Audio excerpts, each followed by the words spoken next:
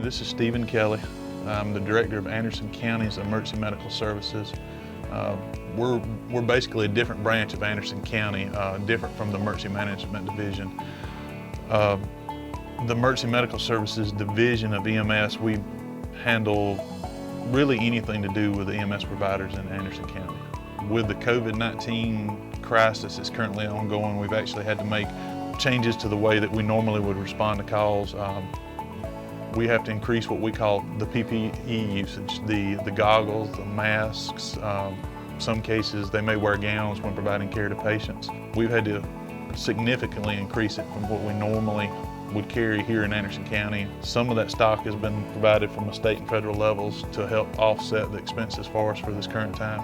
Most of the things that we need, such as HEPA masks, surgical masks, goggles, gowns, thermometers, we were initially able to get some in the first rush, but as the supplies got depleted, most everything's on back orders now, and we're searching different places to get them.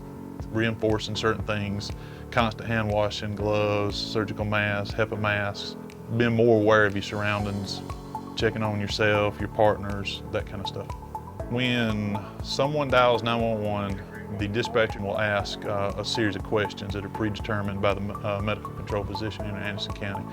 It is very important to answer those questions as right as possible. It determines the level of response that we send to the house, and then it also goes ahead and sets a state of mind for the responders for once they get there. If they get on scene and the patient has flu-like symptoms, fever, appears it could be a possible COVID-19 patient, they slow down, they kind of change gears. They will probably switch from the normal surgical mask that we're wearing to a more secure HEPA mask. They'll have eye protection on. It may possibly, depending on what kind of contact they're going to have, gown up and disposable gowns prior to moving the patients out of the house. In the beginning of this, as we were learning how to deal with it and really had not changed into the gears that we are now, we had a patient that presented with flu-like symptoms but had not been out of country, so they didn't meet all the criteria for the COVID-19 at that moment.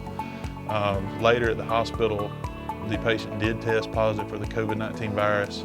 So backstepping, we had a medical crew that had contact with him that we actually had to quarantine and have tested further. All tests that we've had done so far for pre-hospital providers have come back negative, so we've been very, very lucky on that.